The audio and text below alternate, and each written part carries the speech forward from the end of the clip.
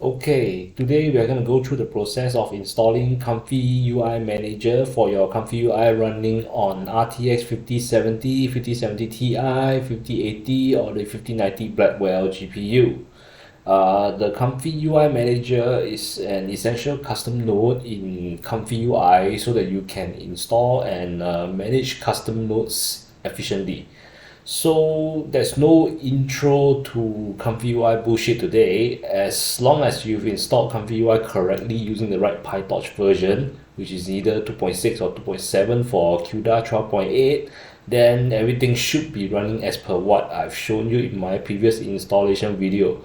If you are not too sure what I'm talking about, then perhaps you should refer to my previous videos on the installing of Comfyui for the Blackwell GPU 50 series.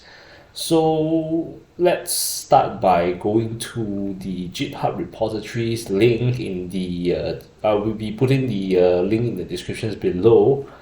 Scroll down and you can see a preview of how Comfyui Manager looks like when installed. Next, we scroll down further to look at the installation instructions. But before we do anything, I think we should double check once again that you have the right GPU and CUDA version installed. So go to the search bar, type CMD and type NVIDIA-SMI. Check that you have an RTX 50 series GPU installed. So mine is RTX 5070 Ti and the right CUDA version for mine is 12.8. If you do not have this, you can refer to my previous installation video for Comfyui for the links to install the correct version before you come back and deal with the Comfyui Manager. First step is to go to the Comfyui / custom nodes directory. You have to find the right directory for you to do your git clone to put in the required files for your Comfy Manager. So you go to your main folder, followed by Comfyui, followed by custom nodes. That is the directory that you will be doing a git clone. For step 2, we go to the address bar, type in cmd and paste the git clone command and press enter. Wait for a while and the required file will be cloned. You will go back to the root folder and run your NVIDIA GPU fast.bat file so that you can begin running your Comfyui, and Comfyui will begin installing its dependencies. Let it do its thing, and you might encounter some weird warning about Python embedded scripts not being in the path, and to consider adding it to path. To be honest, I've yet to be bothered by this warning because in my end my Comfyui still runs, and I will only react to it if it breaks my Comfyui. Thus, I'm not gonna care about it for now. Once it's done running, you will come back to the familiar Comfyui screen. What's new is the top corner blue button named Manager, and when you click it, you will see what was shown in the previous preview of the GitHub page of Comfyui. The Comfyui Manager, here you can actually install custom nodes with tons of creators that come up with wonderful tools for you to use for your generation.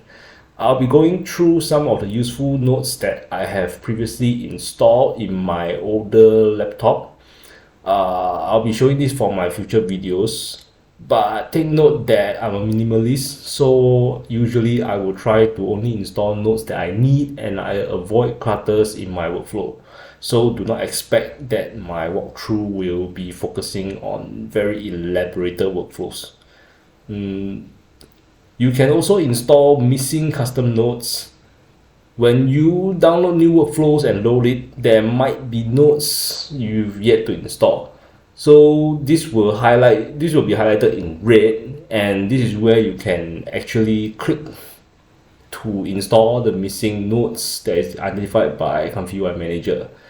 Next key feature is the model manager, where you can download all the essential models for your tools to work. You will be visiting here quite a bit to get some important models such as your control net models, your IP adapters, and also upscaling models. Next, you have the update Comfyui button and update all. Basically, clicking this updates Comfyui. For example, if there's a higher version beyond the current version that I have, which is 3.27, you will be able to update your Comfyui to that version. And if you were to click update all, it includes updating all of your custom nodes. Pre-warning before we actually move ahead with all the updating. So this I suggest you have a backup copy of your Comfyui kept somewhere.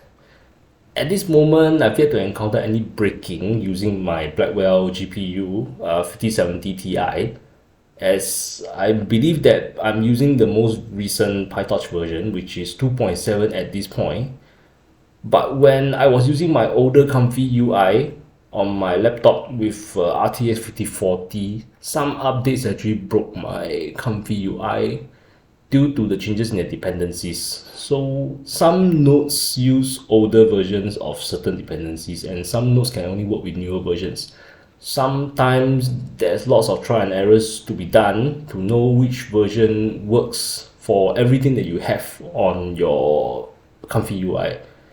It's better to keep a version of your workable Comfyui as a backup before you actually do any updates. This is just my own take on this. And for backing up of your workable Comfyui, you may choose to clone without your models, as that's usually the biggest file that you have. The models are usually not the ones that break when you install new dependencies or new nodes. So it's pretty safe for you not to keep a backup for the models. And I think it's okay for you to put the model files aside and clone the Comfyui only instead. If you break the main Comfyui, you can just simply shift the models to the backup file that you have, and this will instead help you save quite a bit of time when you are required to do a backup. So in the end, I would recommend not to back up your models. Just keep them aside and focus on backing up the main Comfyui folder instead.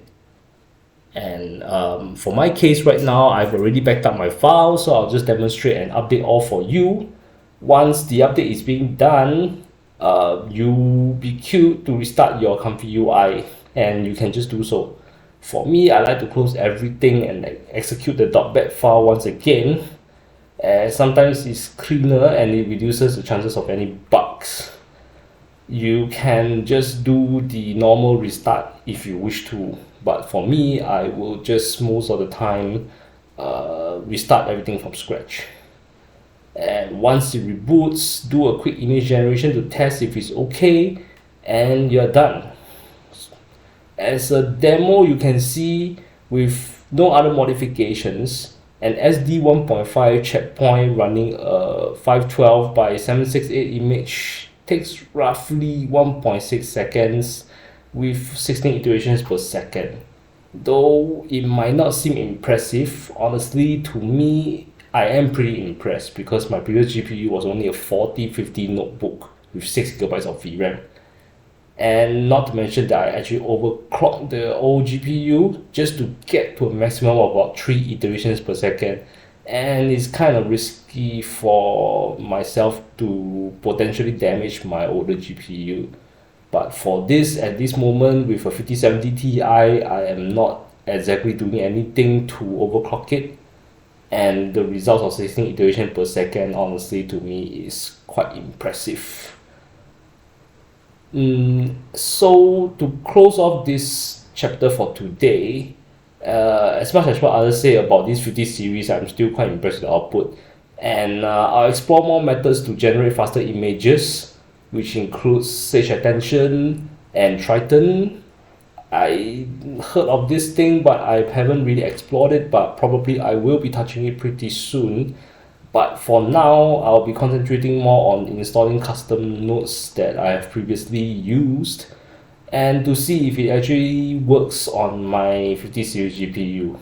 So until then, I hope you'll be able to take back something for this video, and I'll see you when I see you.